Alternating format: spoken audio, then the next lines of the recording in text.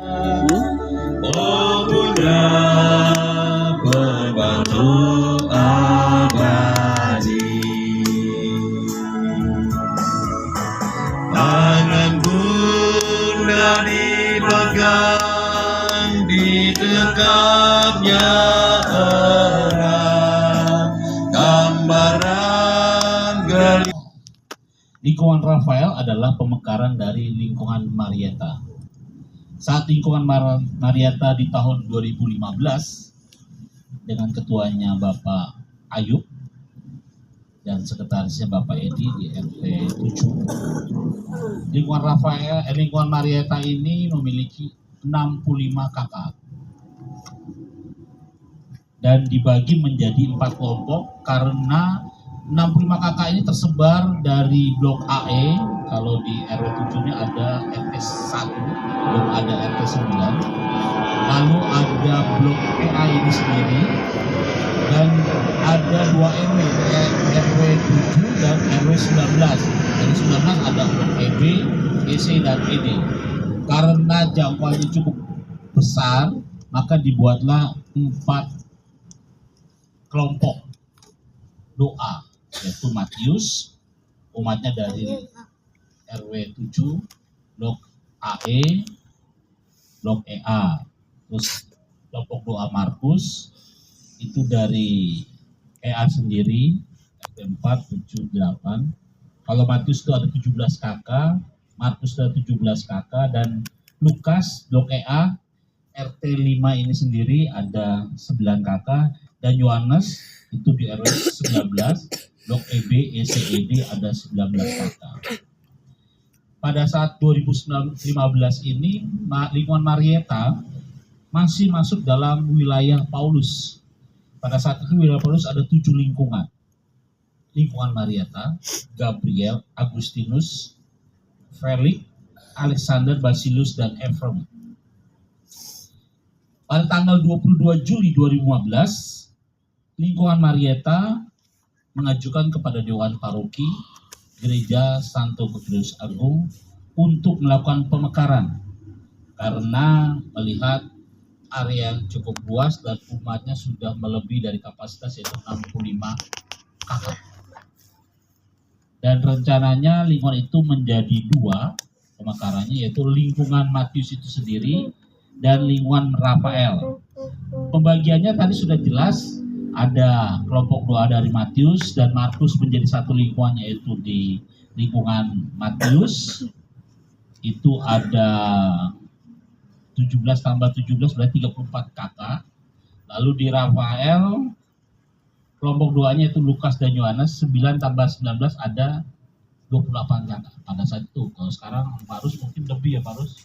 Saat itu kita kumpul ya Pak Yono, kita kumpul, ada Pak Oyun juga kalau nggak salah, Pak Ayub, saya, ada beberapa bapak ibu, dan kebetulan ada Bu Yohana juga, itu masih tinggal di RT 7, menawarkan bagaimana kalau namanya Malaikat Rafael. Malaikat Rafael adalah malaikat penyembuhan untuk orang-orang sakit. Berharap dengan nama lingkungan Rafael, umat lingkungan Rafael pada sehat. Kan malaikat penyembuh, semoga kan sehat selalu. Kurang lebih seperti itu Bapak Ibu. Lalu karena tepatnya untuk peringatan di bulan September adalah tanggal 29 September, maka lingkungan-lingkungan yang bernamakan malaikat itu memperingati tanggal 25 September. 29 September, setiap tanggal 29 September. Salah satu dari 7 malaikat agung. Pesta nama malaikat agung Rafael, Mikael, dan Gabriel itu diperingati setiap tanggal 29 September. Tadi Pak Velan sudah menyebutkan. Rafael sendiri artinya Allah yang menyembuhkan. Ada orang yang menyebut malaikat Rafael, tapi juga ada yang menyebut Santo Rafael. Itu tidak masalah Bapak Ibu.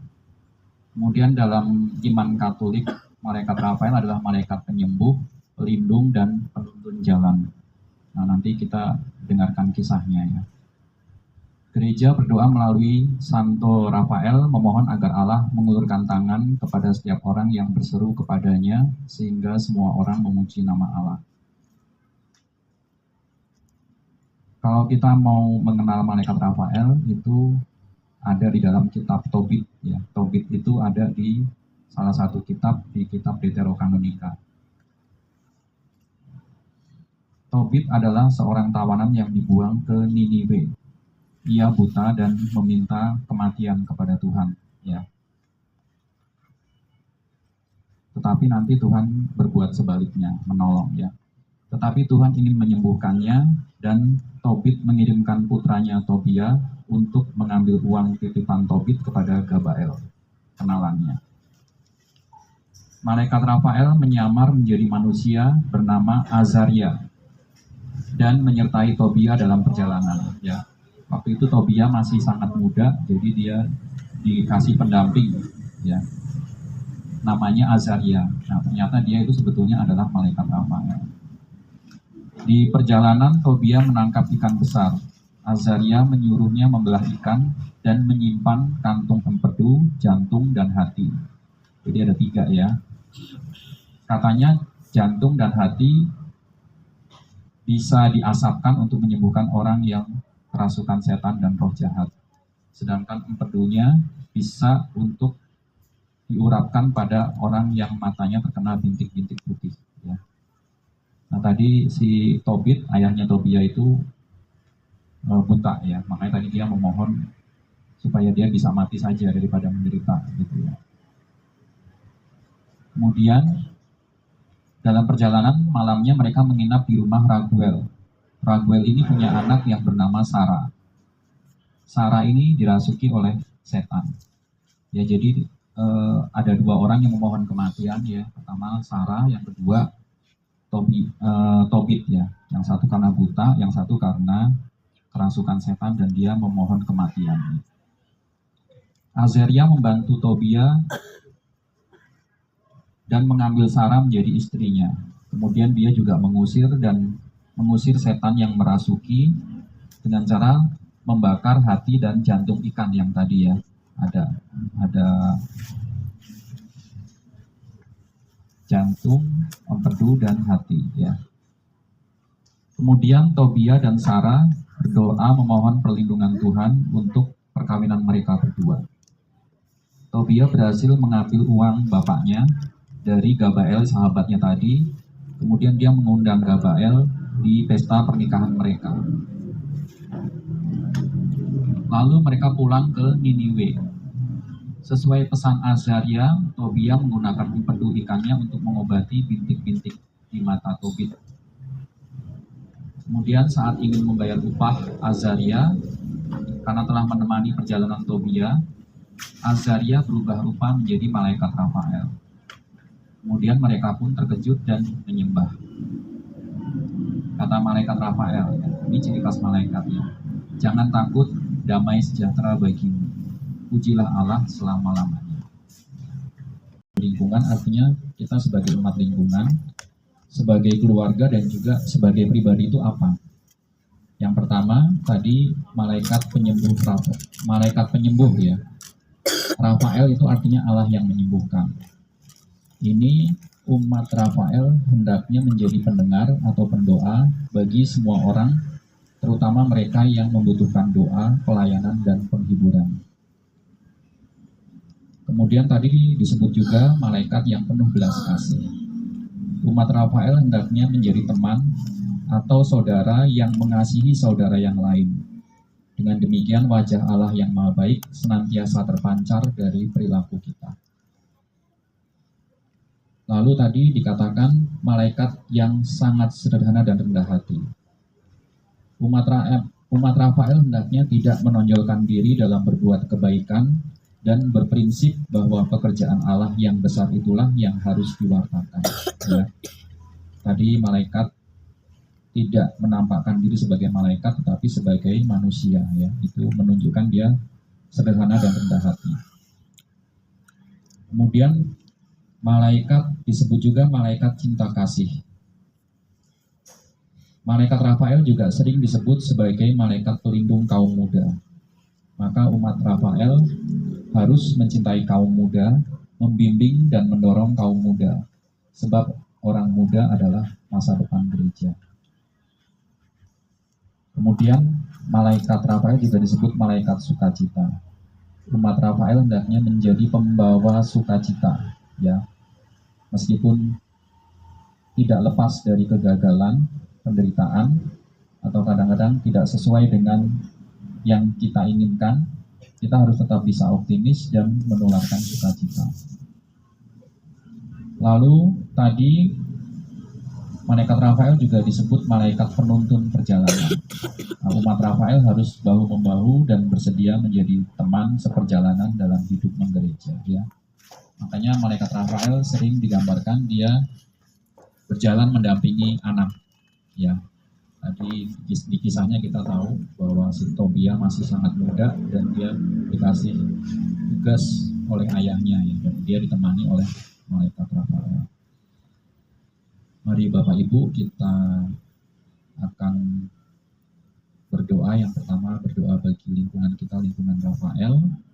Nanti akan dilanjutkan dengan Rosario. Dalam nama Bapa dan Putra dan Roh Kudus. Amin. Tuhan, kami bersyukur boleh berkumpul malam ini sebagai satu keluarga lingkungan Rafael. Kami bersyukur karena malaikat Rafael yang menjadi pelindung kami telah menjadi malaikat penuntun perjalanan kami, baik sebagai pribadi, keluarga, maupun komunitas. Terlebih sebagai komunitas, tahun ini lingkungan kami genap berusia 9 tahun.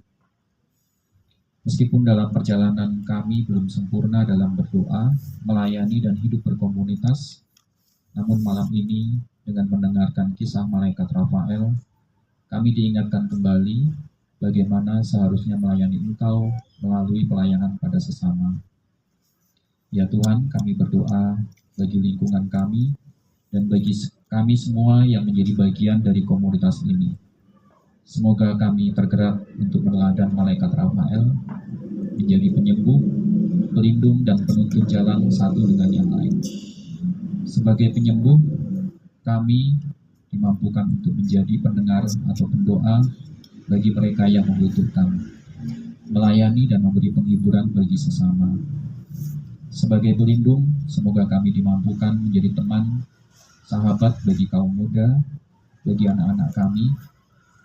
Dan sebagai penuntun jalan, semoga kami tidak berjalan sendiri-sendiri, tetapi selalu bersama-sama dalam hidup menggereja, bermasyarakat, berbangsa, dan bernegara. Semua ini kami mohon demi Kristus Tuhan dan Penyelamat kami. Amin.